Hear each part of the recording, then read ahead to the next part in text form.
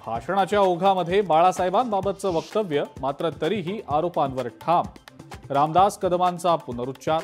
उद्धव ठाकरे आणि माझी narco taste करा, रामदास कदम यांचं वक्तव्य.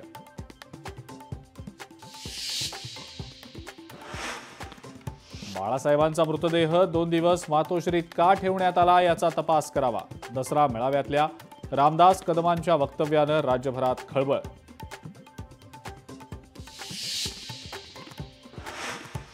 बाळासाहेब ठाकरेंविषयीच्या रामदास कदमांच्या वक्तव्यावरनं दोन्ही शिवसेनेमध्ये जुंपली. भास्कर जाधवांनी रामदास कदमांवर केली जहरी टीका, तर नितेश राणेंकडनं रामदास कदम यांची पाठराखण.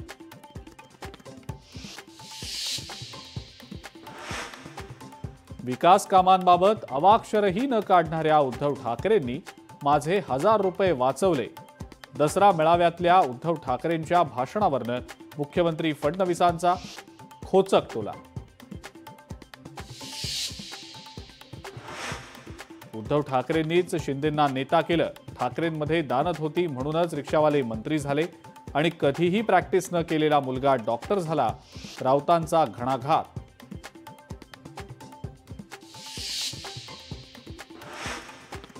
नालायकांच्या हाती नवी मुंबई पालिका गेल्यास वाटोळ होणार.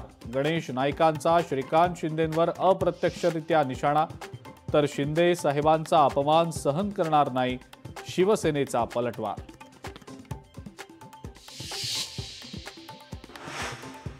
मोबाईलवर गेम खेळताना अक्षय कुमारची मुलगी अडकली सायबर ट्रॅपमध्ये.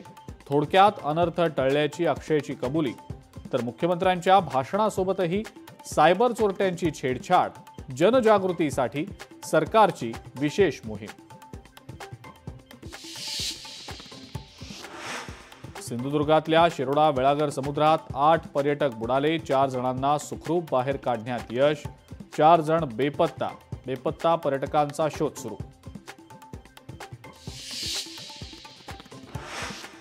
आता कागदी बॉन्डचा ताप संपणार. आजपासून महाराष्ट्रात इलेक्ट्रॉनिक बॉन्डची सुरुवात. आयातदार आणि निर्यातदारांना मोठा दिलासा.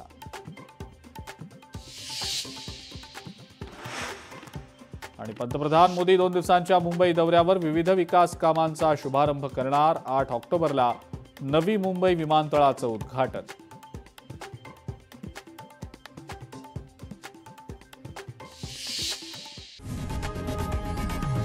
लोकशाही मराठी ऐका, पहा, जागरूक रहा.